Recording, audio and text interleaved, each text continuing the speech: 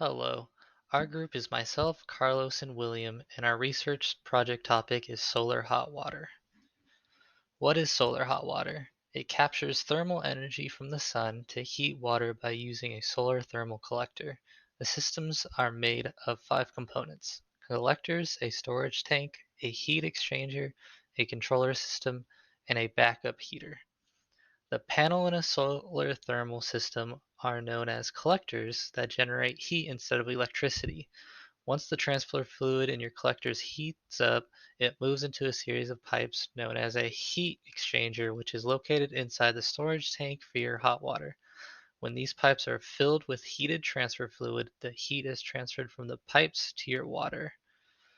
Most solar hot water systems have a controller system that ensure the water in the storage tank doesn't get too hot. Controller systems can also prevent cold water from being cycled through the system when it's extremely cold outside and the transfer fluid isn't being warmed sufficiently. Also, every solar hot water system comes with a backup system. This was added in the early 20th century. On days when it's too cloudy to generate enough heated water from solar energy, your backup heater will kick in and generate hot water for your home with gas or electricity. Backup heaters normally account for roughly 20% of the hot water used throughout the year, depending on where you live. For history, commercial solar water heaters hit the market in the 1890s, and in 1980s, solar water companies began to advance their technology and made it a viable option for property owners in the United States. As you can see in our bottom right picture, the first commercial solar water heater, the Climax, was introduced to California homeowners. And in Cyprus and Israel, solar hot water has been mandated to use since the 1980s, with around 90% of homes using the system today. For eco-friendly, it reduces the reliance of conventional energy sources like oil, electricity, and gas.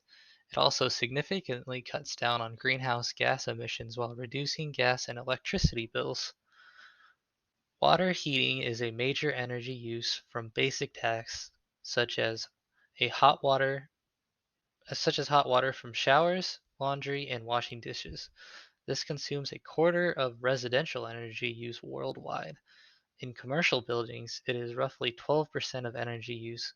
With the use of solar water heating, it can reduce fuel consumption by 50 to 70%.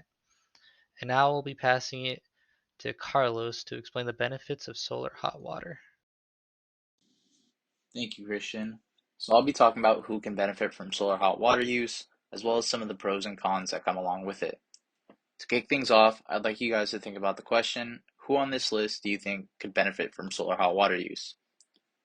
If you answered all of the above, you are absolutely correct.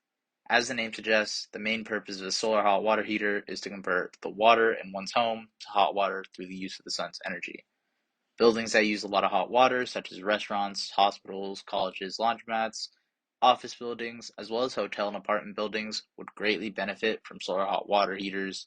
But there are also benefits that homeowners can see from owning hot water heating systems. So now you should ask yourself, is a solar hot water right for me? As I mentioned in the previous slide, anyone with a home or a business could benefit greatly. To speak on that directly, I'd like to go over a few pros and cons of solar hot water heating. The first pro would be saving on your electricity bill. With a solar hot water heating system, your water heating bill could potentially drop up to 80%. The second pro is that they require very little maintenance. Since there are so few moving parts in many solar hot water heaters, maintenance would only have to be conducted once every few years by adding a water softener to the system. The third pro is that they have a long lifespan. A traditional water heater can have a lifespan of between 8 to 10 years, but a solar hot water heating system can last up to 20 years. The fourth and final pro is that they are eco-friendly. Since solar hot water heaters use solar energy to heat up the water, that's less fossil fuel or natural gas being used and released into the atmosphere from traditional or electric and gas water heaters. Now, while there are a lot of benefits to solar hot water heating systems, there are also some cons. The first major one is that they have a high upfront cost. Purchasing and installing a solar hot water heating system is a serious investment and costs up to 10 times more than a traditional heater. It also may take a few years before you start to see the financial benefits of a solar hot water heating system. The second con is that they are dependent on the climate. Like all solar energy, they are highly dependent on the amount of sunshine in your area, and they do not function on rainy or cloudy and foggy days. The third and final con is that they only heat water. Unlike solar PV panels, which generate electricity, solar thermal panels can only be used to heat water. This is a pretty big downfall, but if this is an issue, I'd just recommend opting for a PV panel because some of the electricity they generate could just be used to heat up the water. With that being said, I'll now be passing it off to William, and he'll wrap up our presentation with a brief overview. Thank you, Carlos and Christian. Now that we've talked about solar hot water, I'm going to differentiate between the two main types, being active and passive solar hot water. So active uses pumps and controls, while passive uses various storage and gravity methods. Considering active, there are two main types of systems, being direct circulation and indirect circulation. And for passive, there's also two main types of systems, being integral collector storage and thermosiphon systems. In the image in the bottom left, we see an indirect circulation system due to the antifreeze fluid. And in the image in the bottom right, we see a thermosiphon system due to the gravity of the batch collector to the storage tank. So choosing the right type for you between active and passive, which one should we pick? So active is going to have circulating pumps and controls, which makes it slightly increased cost and increased efficiency, but while passive has reduced cost and efficiency. So in active, if we were to pick an active, direct circulation has control over the entire system and is most efficient in non-freezing climates. So for general use, direct circulation is good. However, indirect circulation is more efficient in freezing climates. And this is due to that heat transfer fluid, the antifreeze fluid. So if it's a colder climate where you live, you might want to think about indirect circulation system.